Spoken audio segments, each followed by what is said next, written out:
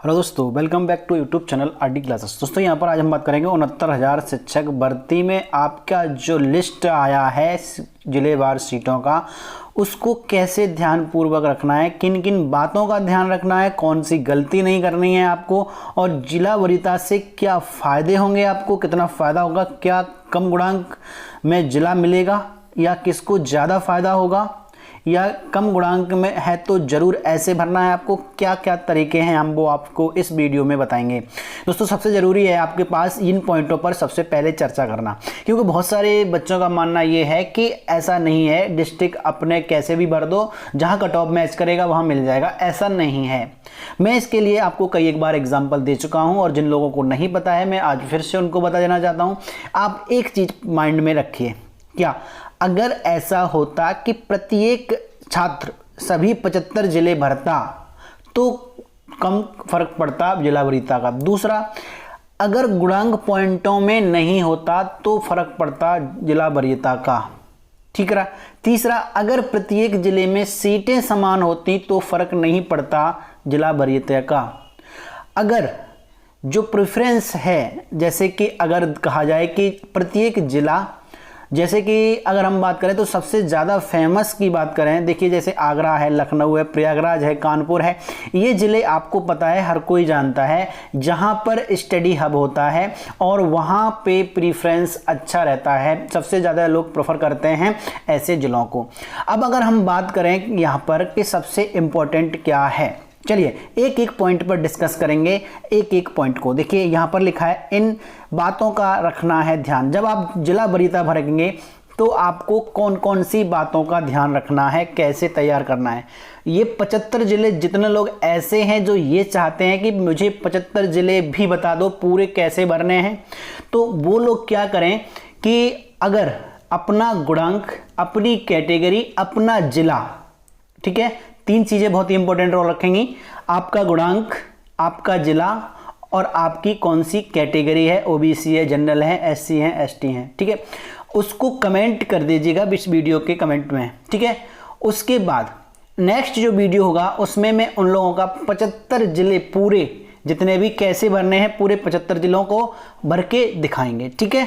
तो सबसे पहली बात आ जाती है, अब कौन सी बातों का ध्यान रखना है। अगर ये काम आप खुद कर सकते हैं तो आप खुद 75 जिले भर सकते हैं, नहीं तो मैं तरीका फिर बता दूंगा, जब भरूंगा तब भी बताता जाऊंगा, 75 भी बता दूंगा। लेकिन ये वीडियो इसलिए इंपॉर्टेंट है क्योंकि यहाँ पर सारे छोटे छोटे पॉइंटों को भी मैं डिस्कस करने वाला हूँ। तो सबसे पहले समझिएगा कौन सी बातों का ध्यान रखना है।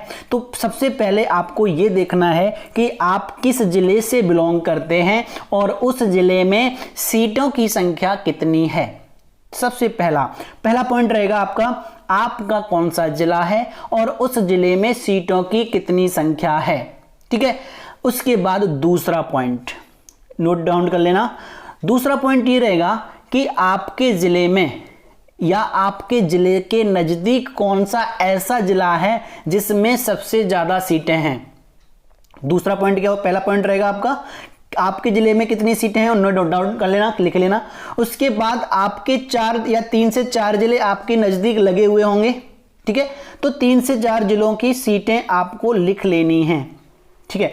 अब आपको करना क्या है, अब मैं एक चीज ध्यान से देखो, ये 4 जिले में पहले भी वीडियो में बता चुका हूं और अब भी बता रहा हूं कि आपको फर्स्ट चॉइस अपना जिला ही रखना है। अब चाहे आपका गुणांक कम हो चाहे ज्यादा हो।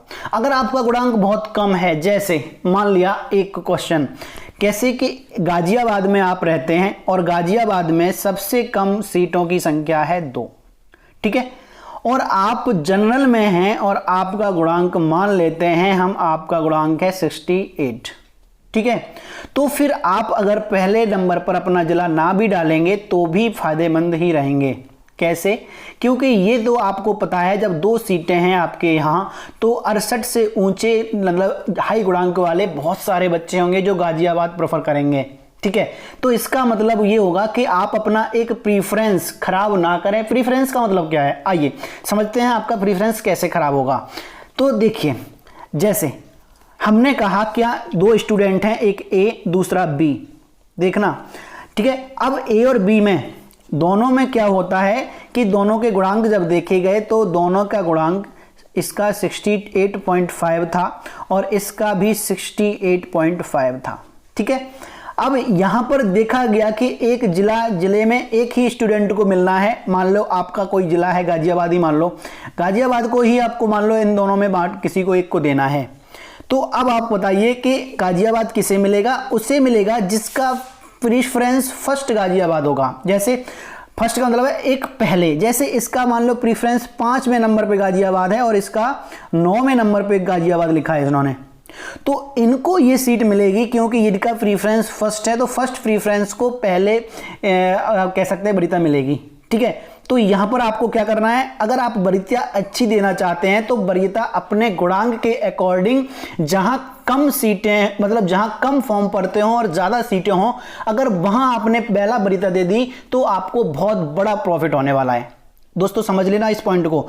देखिए कैसे, 2 पॉइंट बहुत ही, ये गलती जो भूल कर भी नहीं करना। अगला हमारा जो टॉपिक है वो गलती क्या है, ये गलती कभी भूलकर ये मत करना कि जैसे कि एक जिला ऐसा है जहां बहुत ज्यादा फॉर्म पड़ते हैं और सीटें कम आती हैं, ये गलती आपको प्रीफरेंस भरते हुए पहले नहीं करने। ऐसे जिले आपको अंत में डालने हैं। ठीक है, अब अंत में डालने का मतलब क्या है कि आपका गुणांक पहले से सही नहीं था, अच्छा नहीं था, मान लो आपका 62, 63, 64 है और आप जिले वो भर रहे हैं जिनमें सीटें बहुत कम है और फॉर्म बहुत ज्यादा पड़ते हैं, आवेदन बहुत ज्यादा होते हैं उन जिलों के लिए।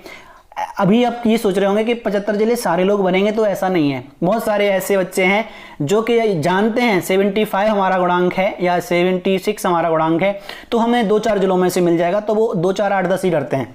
ऐसा हुआ है, पिछली बार हुआ था और इस बार भी हो सकता है जैसा। ठीक है, तो हमें क्या करना है, पहले अपना तरीका और अपने चीज़ों को ध्यान में रखते हुए अच्छे से चॉइस फिलिंग करने के लिए सबसे पहले उन जिलों को देखना है जो हाईलाइट रहते हैं। अब हाईलाइट के जिलों वाली बात करें तो कौन सा होगा, हाईलाइट में जैसे कि लखनऊ है, ठीक है, इलाहाबाद है, इनकी सारी हम लिस्ट बना देंगे। अभी आप देख लीजिएगा, कुछ कानपुर है, ठीक है, आगरा है। यहां पर आप सीटें अगर देखें, इलाहाबाद, लखनऊ 150 मात्र, प्रयागराज में भी बहुत कम है, 700 के आसपास हैं, आगरा में बहुत कम सीटें हैं। तो ये एक हाईलाइटेड एरिया है और यहां पर सीटें कम हैं और यहां पर अगर आप वरीयता अच्छे से नहीं देंगे तो आपकी वरीयता पर प्रभाव पड़ेगा।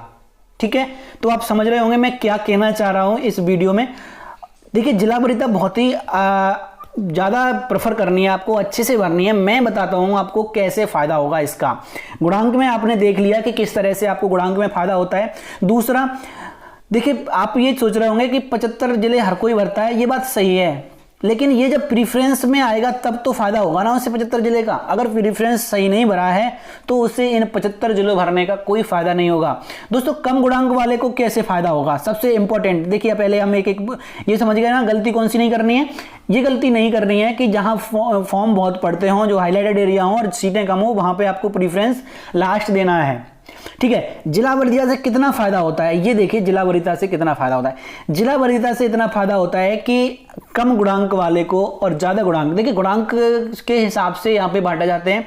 अब गुणांक का मतलब है, मान लो पहले क्या होता था, 72,800 भर्ती जो आई थी, वहां पे अलग अलग जहां जहां जिला में फॉर्म डालना है, हर एक जिले के लिए उनसे अलग से पेमेंट लिया गया था ड्राफ्ट, और अलग से उन्हें जिला प्रीफरेंस भरवाया गया था। तो वहां पर इतना ज्यादा इंपॉर्टेंट रोल था जिला वरीयता का कि आप उन्हें, क्योंकि सारे 75 जिले हर एक ने नहीं भरे थे, 20 से 25-30 जिले भरते थे, तो वहां पर जहां सीटें ज्यादा रहती थी और हाईलाइटेड एरिया कम रहते थे, उनका प्रभाव पड़ता था। दूसरी चीज, ट्रांसपोर्टेशन। अच्छे बच्चे जितने भी हैं, जितने भी जानकार हैं, जितने भी इन चीज़ों में ज़्यादा इंटरेस्ट ले रहे हैं, वो क्या करते हैं, ये देखते हैं कि कहाँ का ट्रांसपोर्टेशन अच्छा है, कहाँ पे सुविधा आने जाने की अच्छी है, दिक्कत कहाँ नहीं होगी, दूरी बेशक हो।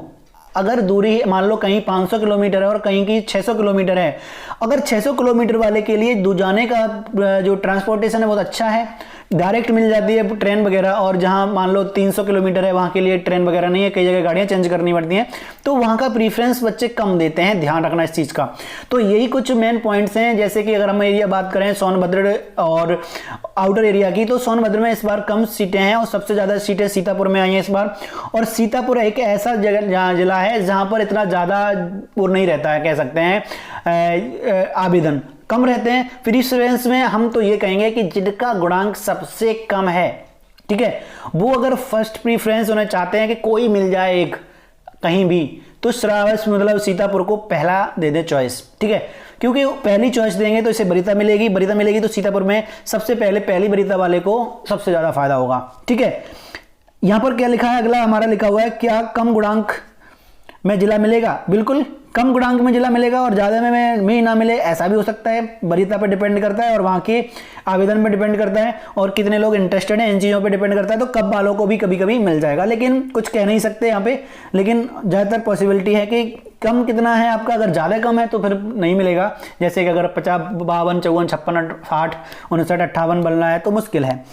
इसके बाद लिखा है किसको ज्यादा फायदा होगा, फायदा उसको ज्यादा होगा जिसने सारी बातों को ध्यान में रख करके अपने जिला बरीता को भरा होगा, ठीक है। जिला बरीता जो अच्छे से भरेगा, हर चीज को ध्यान में रख के भरेगा, वो अच्छे से भर लेगा, और जो ध्यान नहीं देगा इन चीजों को तो वो उसका अच्छे से नहीं भर पाएगा। और कम गुणांक है तो जरूर ऐसे भरें, मतलब जिनका गुणांक कम है उन्हें इन चीजों का बहुत ध्यान रखना है, प्रीफ्रेंस का। ये जो कम गुणांक वाले हैं वो अगर फर्स्ट प्रीफ्रेंस सिर्फ एक जिला अपने पास का भरें, बाकी के जिले दूर के ही भरें तो ही अच्छा है उनके लिए, ठीक है।